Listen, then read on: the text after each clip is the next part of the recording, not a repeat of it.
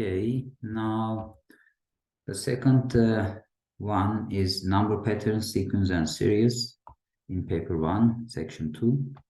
Let's have a look at this. So firstly, the sequence is some set of numbers in particular order, which they have a relation between them. And the series is when we are adding them up. So you can have a linear sequence or linear series, or you can have a geometric sequence or geometric series. So series is basically when you are adding all these terms. And there are three main sequences that we have. It is arithmetic, geometric, and quadratic. And some of those that we must know the sum of arithmetic, sum of geometric. There's no sum of quadratic in the papers. So that's what we will be dealing with. Now, before furthering now, we will start with quadratic patterns. Quadratic patterns is like quadratic equation. Okay, this formula of this one is not given. So we must know that quadratic is an squared plus bn plus c. So first of all, we have to know a sequence is quadratic. Basically, that happens when we have the second common difference. So second common differences are equal. So you have the first differences, and first differences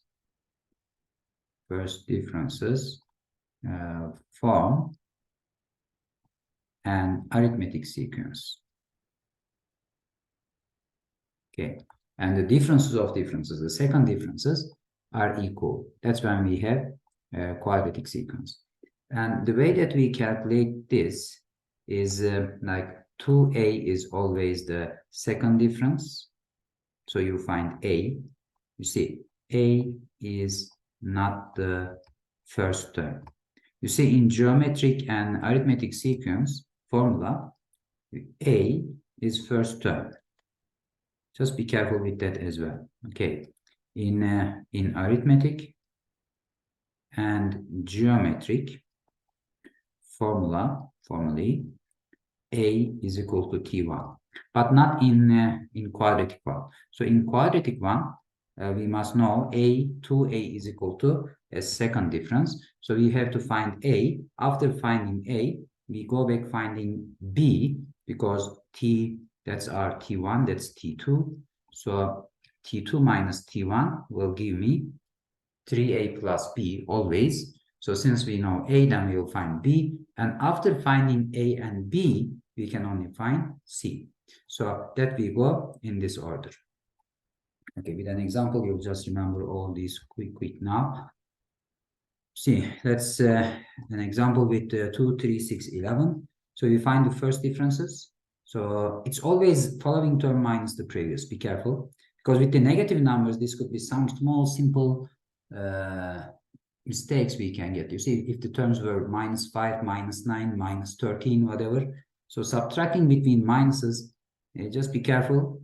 We have 3 minus 2 and 6 minus 3 and 11 minus 6. So first differences, as you see, form an arithmetic sequence. Okay, the original sequence is a quadratic sequence. Why?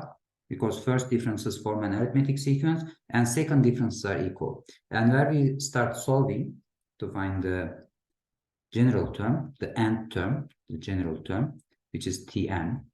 Okay, so we will start solving, finding a. And what is a? Remember again, it's not the first term. We say 2a is the second difference, which is 2. So we got a.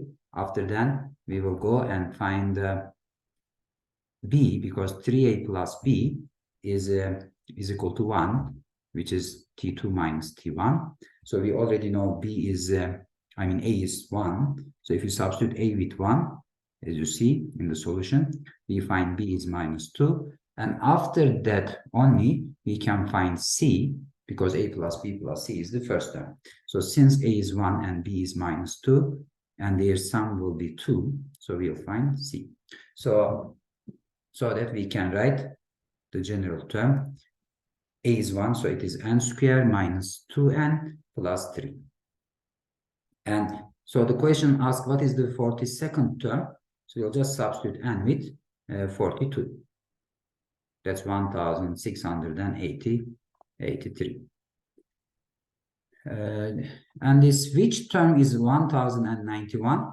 So in such questions, we will equate Tn to that number. Okay, we are not going to find the term 1091st term. So which term is 1091? We'll get a quadratic equation. So the quadratic formula can be used. If you have problems with factorizing anyway, they don't mind you factorize or not, the quadratic formula can be used. Just be careful. Answer must be a positive integer. You can't have a decimal, you can't have a negative number because we are talking about terms. Now this example, we have -6 as T1, then T2, T3 is 4, and T4. 4 terms are given. And how do you find x? What we are going to do, okay, it's in the next page, because it is given as quadratic sequence, we'll just write the differences. So T2 minus T1 is our first term, T3 minus T2, and T4 minus T3. So be careful that we find correct first difference. So first differences are 8 minus x, and then 2 plus x, and then how do we get this last one? Remember, it is 2x plus 5 minus 4. So you get 2x plus 1. So these are the first differences.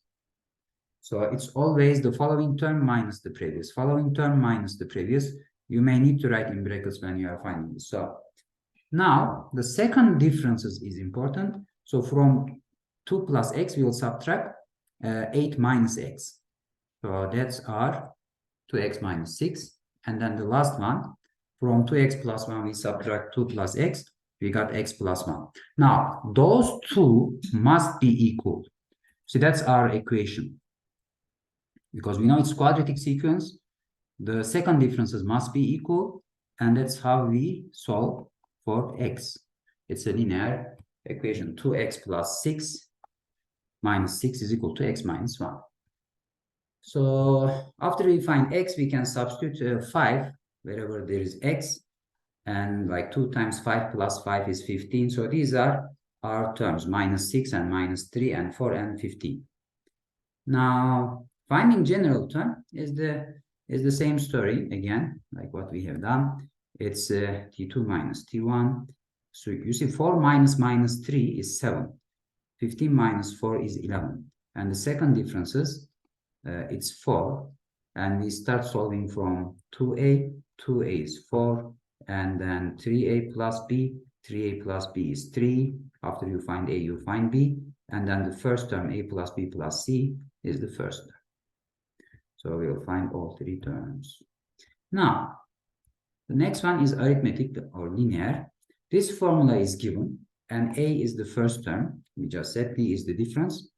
And because we have an arithmetic sequence, the terms can be written like this. A, second term is a plus d, then a plus 2d. It grows like that. Like the 10th term will be a plus 9d.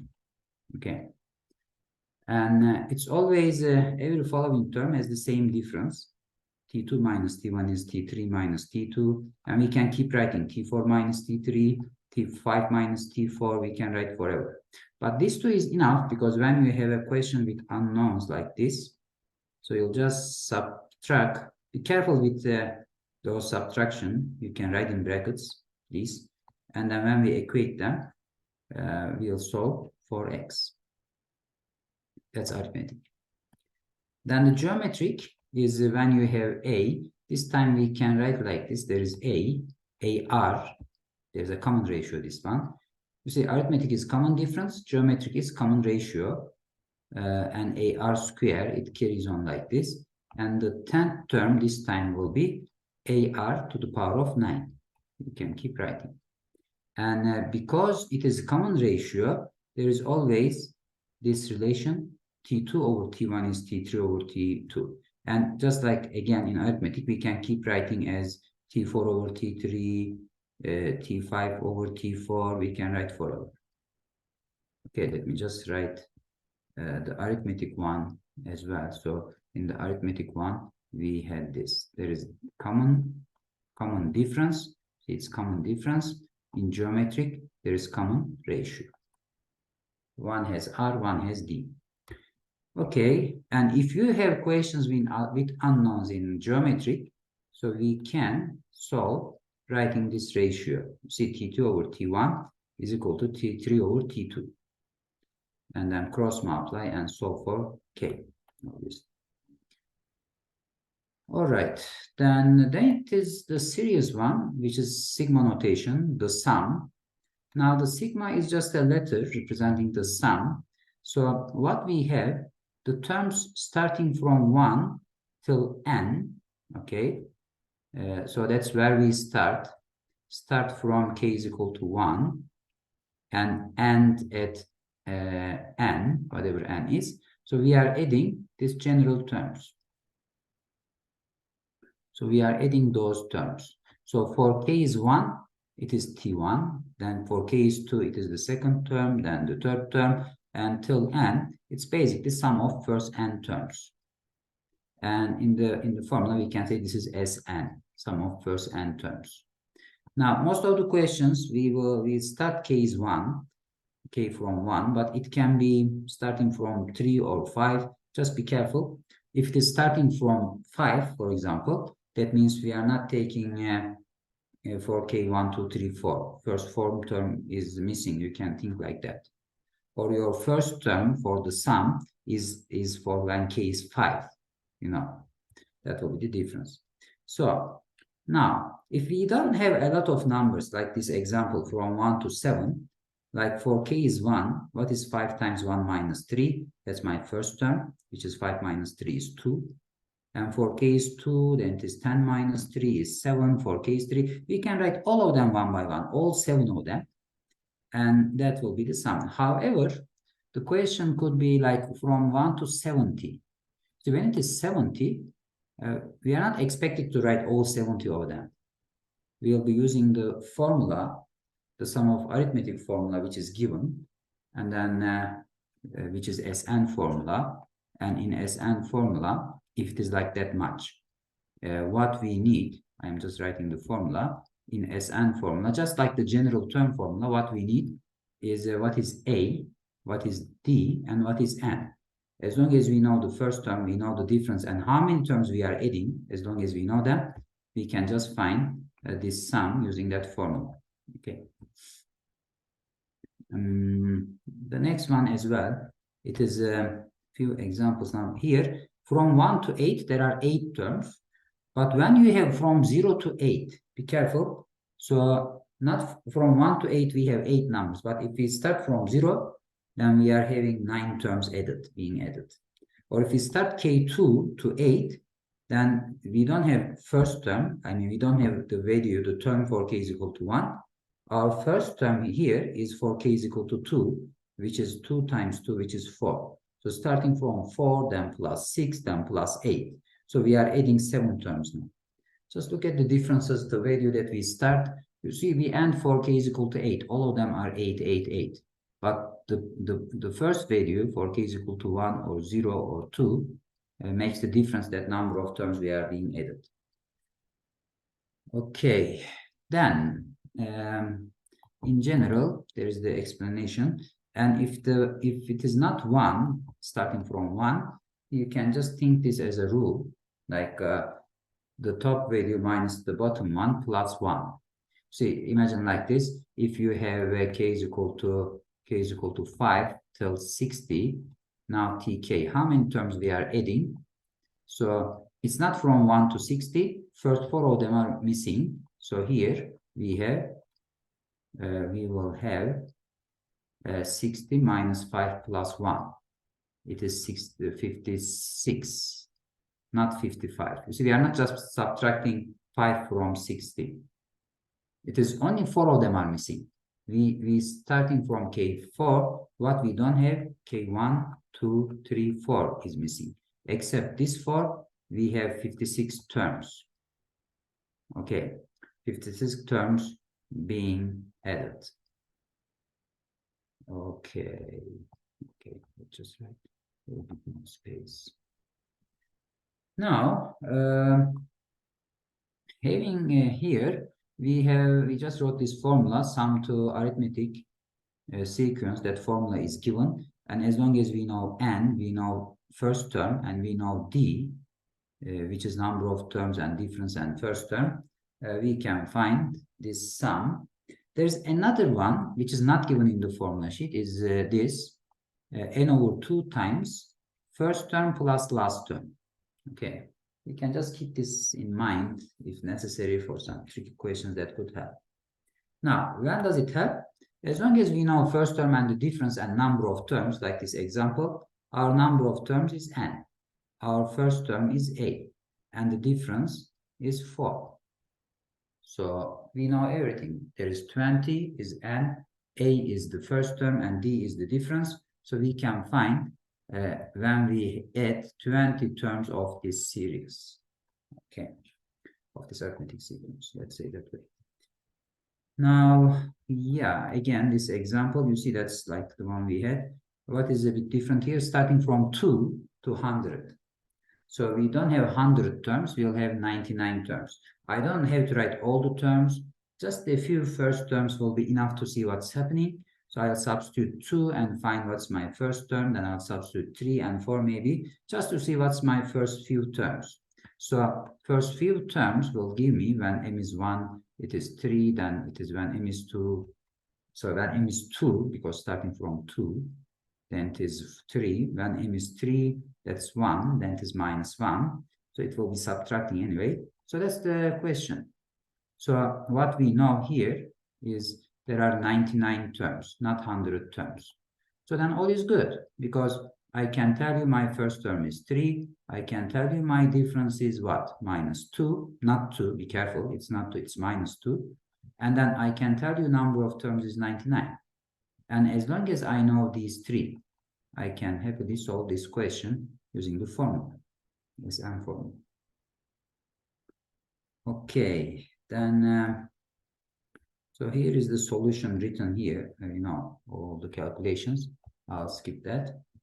Now, when it is geometric sequence, the sum, we have a little bit different one, which is Sn with a times r. Basically, this time I need a, r, n.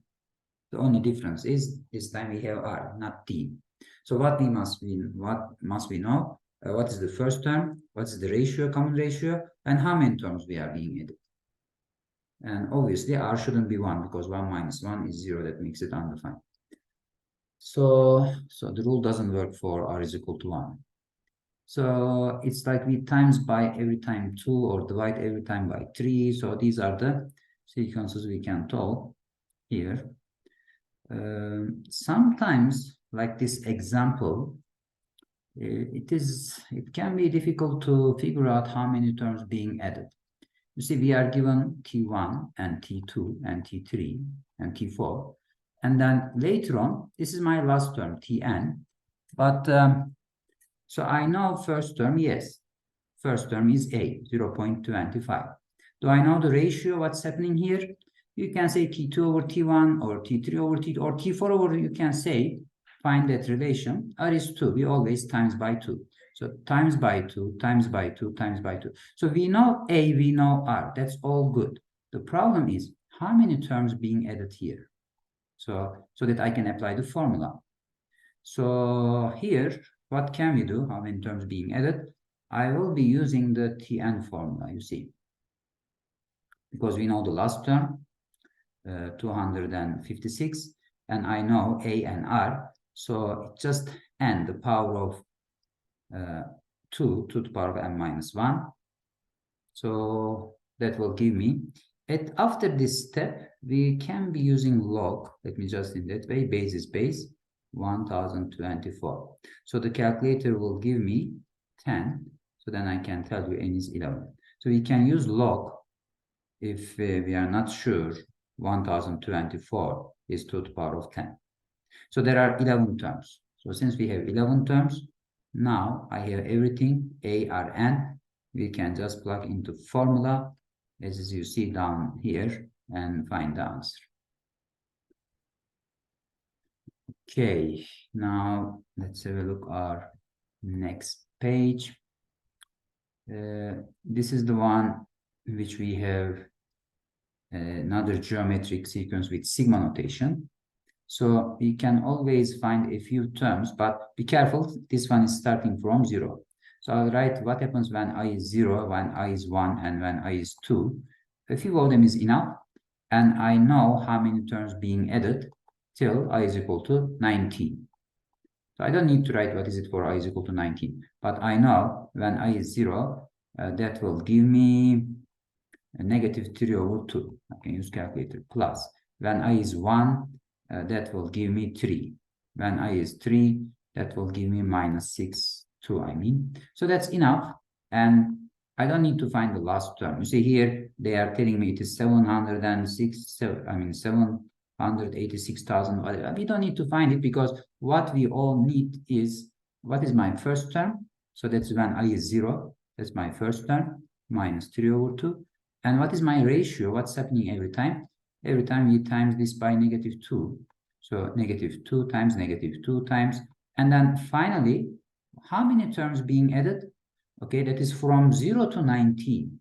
From 0 to 19, there are 20 terms. So we have 20 terms. Okay. All right. So then we can plug all these into formula and find our solution as it is written over there. Let's carry on with our next slide. So problems involving simultaneous equations. All right, let's see. Okay, now that's where we are now. Problems involving simultaneous equations. Basically, in such questions, they are like word problems. Okay, so this is, you can imagine, it's a word problem. And we need to convert into algebraic notation. Convert the given information, okay, into algebraic notation.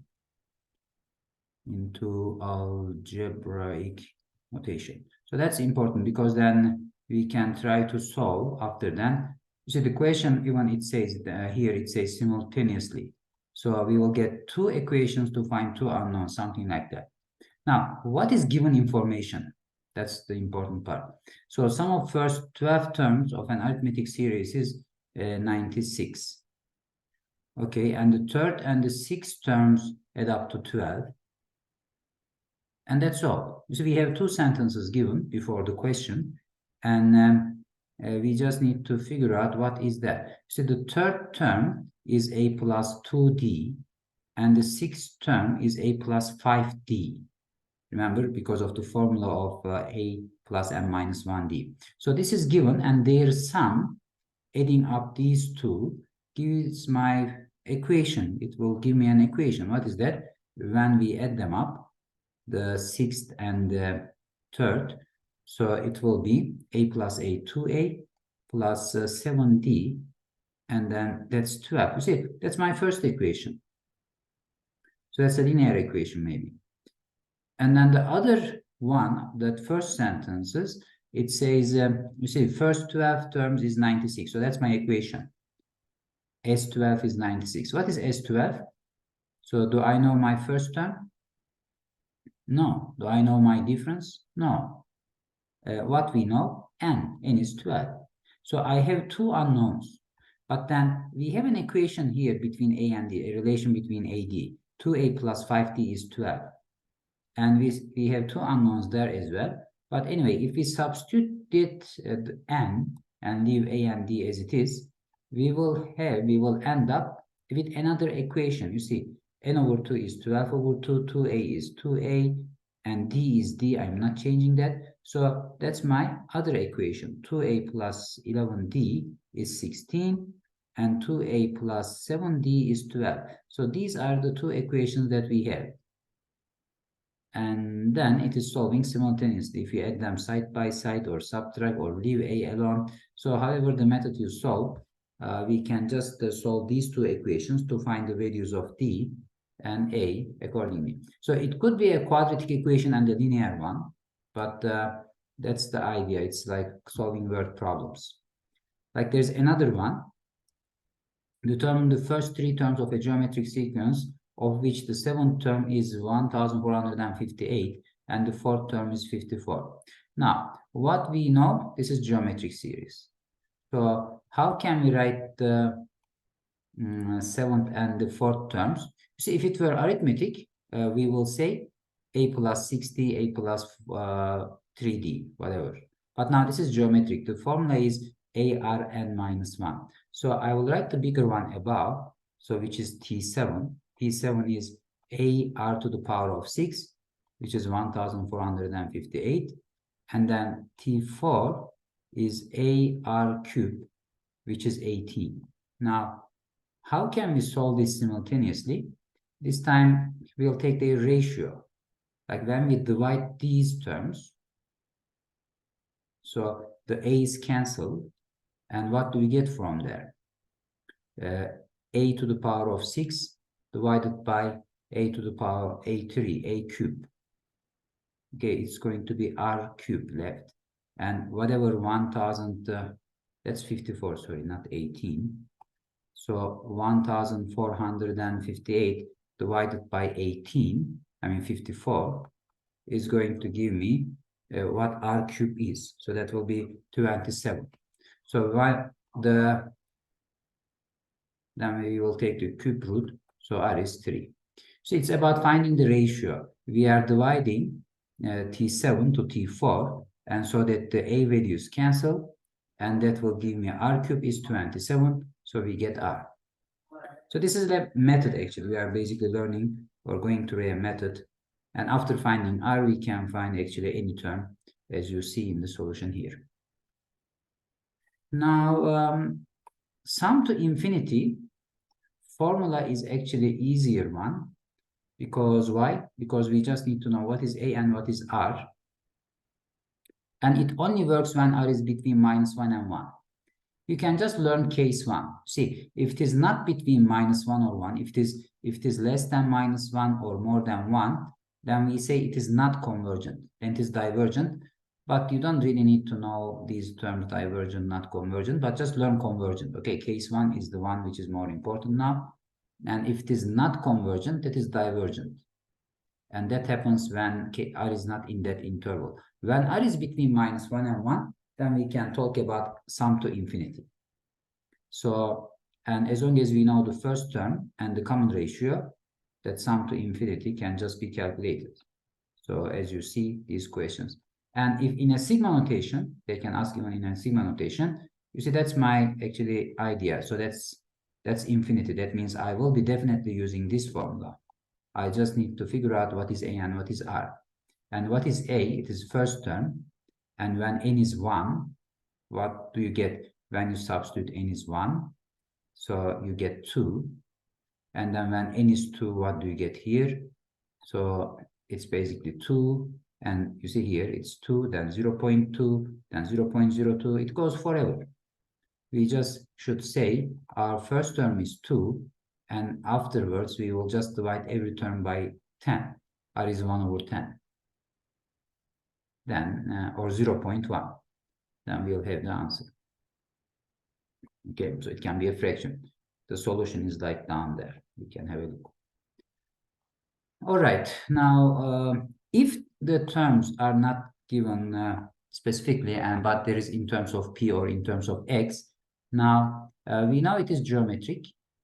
And depending on the values of p, it can be convergent or not convergent. It will converge or not. So this is kind of a keyword. The converge option is basically r must be, it only can happen r is whenever r is between -1 and 1. But what is r? You can find r as t2 over t1. So what's happening every time? If you divide or t3 over t2, you will see it is p plus 1. So once I have my r in terms of p, then I will plug in here. You see, that's my r. So I have this equation. It could be a bit more complicated or simpler, whatever. You see, you can get something like this. That's, let's say you find r in terms of x, something like this, 3x minus 1 divided by 2. So if this is my R, what will be the steps? First times everything by 2. So you'll get minus 2 and 3x minus 1 and 2. Then increase all of them with 1. So that's minus 1, then 3x, then 3. Then finally divide everything by 3. So that will be the interval for x, for example. If that's just another example with a different case. But this one, it is kind of easier. As you see, you just decrease both sides by 1, so all the sides by 1. So my interval for p. So whenever p is minus 2 and 0, this series converges. Otherwise, it will not be convergent. And assuming the series is convergent, calculate the sum to infinity. So sum to infinity, okay, it's basically sum to infinity formula. We just need to know what is a, my first term. Obviously, in terms of p, it is just p. And then r, okay, we already know it is p plus 1. Then if we substitute these into formula, whatever p values is, the answer is always gets to minus 1. That's interesting. It doesn't matter what p is, we always get the answer minus 1. But they could ask a question, for example, solve this question, find the sum to infinity when p is, let's say, minus 0.5. So then you substitute p value and find that answer. And finally, we can have mixed sequences or series, as well as we can have real-life applications, like this example here. You are just leaving the ball and it's bouncing back and back. So every time it is losing 90% of its height, 9/10 of a meter. So it bounces back a height of 9/10 of a meter. And it falls again, returns the height of 9/10 of the previous. You see, so this previous height is telling me this is geometric, because every time it is 9/10 over the previous. So you see, you can even see in the drawing, first time it falls 1 meter, so that's like initial. But after first bouncing, it is 9/10, goes up and goes down. And second term, second distance taken, is 9/10 times 9/10, 9/10 of the previous one. And then it goes down the same distance, and it carries on, term 3, like that. Now, total distance, you see the question is asking total distance now, which is Sn. If it says total distance of a number of bouncing, it is Sn. But this question is a little bit different. It says it never exceeds 19 meters. So that never, forever. It's about, we will be looking for S infinity will be less than 19. Even if it bounces forever, it will never be more than 19. So it will be less than or equal to 19. That's what we have to show. So must be shown. That's what we understand from this question. Now, the distance covered by the ball. So how do we calculate the distance covered by the ball? So it is 1 meter plus 2 times 9/10 and plus 2 times 9/10 square, 2 times square of 9/10, and plus 2 times cube of 9/10. So it carries on like this forever. So it is 1 plus some infinity. Let's say that way, because some infinity doesn't start from, so initial is a separate thing. Let's say 1 plus some infinity must be less than or equal to 90. So what is some infinity? It is 1 plus a over 1 minus r. Okay. What is a? First term, 2 times 9/10. And what is 1 minus r? It's always 9/10 of the previous. So it is 9/10. So the calculator will give us the answer. Let's check. I think the solution is in the next page. Yeah. So when you have this answer, 1 plus all these, as you see the solution here, we will have 1 plus 18. So even if it bounces forever, the maximum distance will be 19. It will never be more than 19, because in infinity it is 19. All right, so that was kind of the last question here, which we solved. Now the formula is sum of arithmetic is here, sum of geometric is there. I'm sorry, arithmetic term is there, geometric term is this. Sum of arithmetic is this one. The second one is not given. And sum of geometric is there, one of them. And sum to infinity. So what is not given? We said quadratic one is not given, which was Tn is an square plus bm plus c. And you must know how to find ABC. Remember, 2a is the second difference. Then 3a plus b is t2 minus t1. Then a plus b plus c is the first term. So you must know all these by heart when it is quadratic. Okay. These are not given, the ones I wrote. And the ones I didn't think is not given as well. Like you must know this, the relation between the terms of arithmetic, the relation between the terms of geometric, they are not given. So this idea is about convergence. This is not given. You must know it is convergent. It is, the formula is given, but they don't tell you that's the condition for convergence. Okay. And misconceptions, the last important part maybe. What does it say? Let's have a look together. Some learners fail to distinguish between the ratio and constant difference. Yeah, basically one of them is for geometric one, the other one is for arithmetic one. So be careful with that. Learners confuse the position of n for the term and the value of n. Yeah. See, they ask the 100 term, so you substitute n with 100. Or if they ask which term is 100, then that is the value of n. So they are two different things. Just be careful. And maybe some questions we have to use logarithmic functions like that one. So you won't divide by 2, that's a wrong one. We will use log, like the second solution there.